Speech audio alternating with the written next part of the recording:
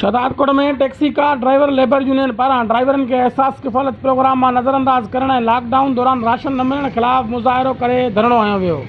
Shahdadkot taxi car ड्राइवरनि मुराद मक्सी, असगर बलोच, सदाम जमाली, अब्दुल हमीद मंगी, अलीगुल सोलंकी ऐं ॿियनि जी अॻवानी में कार स्टैंड अॻियां एहतजाजी मुज़ाहिरो करे सख़्त नारेबाज़ी कई। उन मौक़े ते अॻवाननि मीडिया वारनि सां ॻाल्हाईंदे चयो त वज़ीर आज़म इमरान ख़ान पारां शुरू कयल एहसास किफ़ालत प्रोग्राम में ड्राइवरनि खे मुकमल तौरु नज़रअंदाज कयो वियो आहे।